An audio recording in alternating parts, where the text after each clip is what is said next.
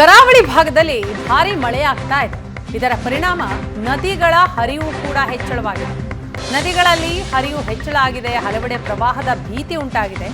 ಮುಲ್ಕಿ, ಹಳೆಯಂಗಡಿ, ಪಾವಂಜೆಯಲ್ಲಿ ಮುಳುಗಡೆಯ ಆತಂಕ ಎದುರಾಗಿದೆ.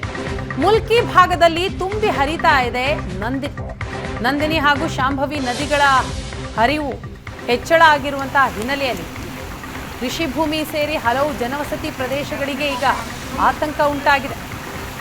ನಂದಿನಿ ಹಾಗೂ ಶಾಂಭವಿ ನದಿಗಳು ಉಕ್ಕಿ ಹರಿತಾ ಇವೆ.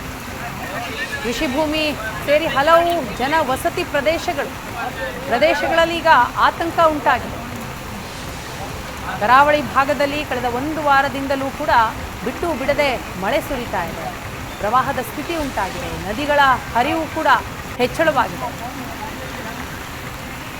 ಆ ಭಾಗದ ಜನರಲ್ಲಿ ಆತಂಕವೂ ಕೂಡ ಮನೆ ಮಾಡಿದೆ.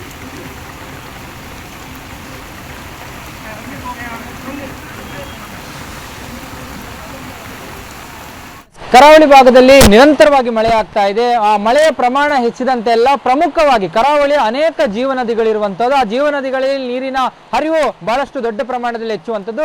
ಕೇವಲ ನೀರಿನ ಹರಿವು ಹೆಚ್ಚಾದರೆ ಇಲ್ಲಿ ಬಹಳ ದೊಡ್ಡ ಆತಂಕ ಇರುವಂಥದ್ದು. ಅಲ್ಲಿನ ಸುತ್ತಮುತ್ತಲ ಪ್ರದೇಶಗಳೇನಿದೆ, ಕೃಷಿ ಭೂಮಿಗಳೇನಿದೆ, ಅವುಗಳಿಗೆ ಮುಳುಗಡೆಯ ಭೀತಿ. ಪ್ರಮುಖವಾಗಿ ನಾನೀಗಿರ್ತಕ್ಕಂಥದ್ದು ದಕ್ಷಿಣ ಕನ್ನಡ ಜಿಲ್ಲೆಯ ಮುಲ್ಕಿ ತಾಲೂಕಿನ ಪಾವಂಜೆ ಆ ಭಾಗದಲ್ಲಿ ನೀವು ಏನು ನೋಡ್ತಾ ಇದ್ದೀರಾ, ಈ ಒಂದು ದೃಶ್ಯ ಇರುವಂಥದ್ದು ಕಟೀಲು ದುರ್ಗಾಪರಮೇಶ್ವರಿ ದೇವಸ್ಥಾನ ಏನಿದೆ ಆ ಒಂದು ಭಾಗದಿಂದ ಬರುವಂತಹ ನಂದಿನಿ ನದಿಯ ದೃಶ್ಯಗಳನ್ನ. ಇಲ್ಲಿ ನಂದಿನಿ ನದಿ ಮತ್ತು ಶಾಂಭವಿ ನದಿ ಎರಡು ನದಿಗಳ ಸಂಗಮ ಆದಂತ ಸಂದರ್ಭಗಳಲ್ಲಿ ಸಹಜವಾಗಿ ಇಲ್ಲಿನ ಸುತ್ತಮುತ್ತ ಸಾಕಷ್ಟು ಬೇರೆ ಬೇರೆ ಪ್ರದೇಶಗಳಿವೆ. ಅಂದ್ರೆ ಹಳೆಯಂಗಡಿ ಗ್ರಾಮ ಪಂಚಾಯತ್ ವ್ಯಾಪ್ತಿ ಏನಿದೆ ಆ ಪಂಚಾಯತ್ ವ್ಯಾಪ್ತಿಗೆ ಸೇರುವಂತಹ ಅನೇಕ ಜಾಗಗಳು ಇಲ್ಲಿ ಸುತ್ತಮುತ್ತ ಇರುವಂತದ್ದು ಮತ್ತು ಅನೇಕ ವಸತಿ ಪ್ರದೇಶಗಳು, ಅದರ ಜೊತೆಗೆ ಕೃಷಿ ಭೂಮಿಗಳು ಕೂಡ ಇರುವಂತದ್ದು. ಈ ಒಂದು ನದಿಯಲ್ಲಿ ನೀರಿನ ಮಟ್ಟ ಹೆಚ್ಚಾದಂತ ಸಂದರ್ಭಗಳಲ್ಲಿ ಸಹಜವಾಗಿ ಈ ಭಾಗದಲ್ಲಿ ವಾಸ ಮಾಡ್ತಾ ಇರುವಂತಹ ಜನ ಏನಿದ್ದಾರೆ ಅವರಿಗೆ ಆತಂಕದ ಪರಿಸ್ಥಿತಿ ಇರುತ್ತೆ. ಅವರ ಆತಂಕದಲ್ಲಿ ಅಂದ್ರೆ ಯಾವಾಗಲೂ ಎನಿ ಟೈಮ್ ಪ್ರವಾಹದ ಭೀತಿಯನ್ನು ಇವರು ಎದುರಿಸ್ತಾರೆ. ಇನ್ನು ಈ ಭಾಗದಿಂದ ನೀವು ಈ ಒಂದು ಇನ್ನೊಂದು ಭಾಗಕ್ಕೆ ನೀವು ನೋಡ್ತಾ ಹೋದ್ರೆ ಇಲ್ಲೂ ಕೂಡ ಅಷ್ಟೇ ಒಂದು ಸಣ್ಣ ಬ್ರಿಡ್ಜ್ ನ ಮಾದರಿಯಲ್ಲಿ ಕಾಣ್ತಾ ಇರುವಂತದ್ದು. ಈ ಸದ್ಯದ ಮಟ್ಟಿಗೆ ಇಂತಹ ಬ್ರಿಡ್ಜ್ಗಳಲ್ಲೂ ಕೂಡ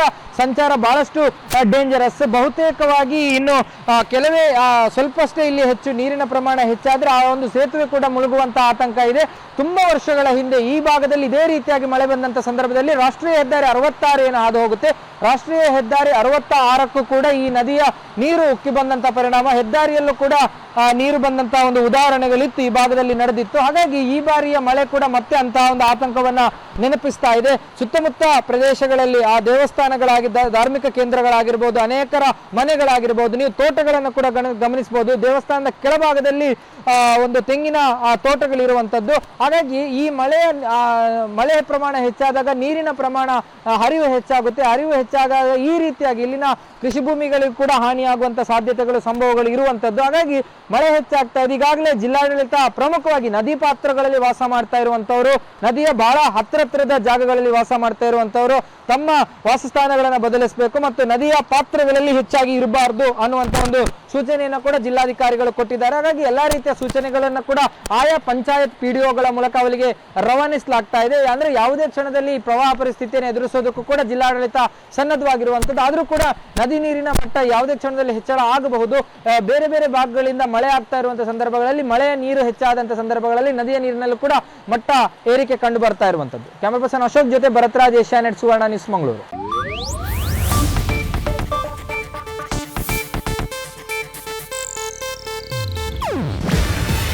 ಇದು ಏಷ್ಯಾನೆಟ್ ನ್ಯೂಸ್ ನೆಟ್ವರ್ಕ್ ಪ್ರಸ್ತುತಿ. ನೀವು ನೋಡ್ತಿದ್ದೀರಾ ಏಷ್ಯಾನೆಟ್ ಸುವರ್ಣ ನ್ಯೂಸ್.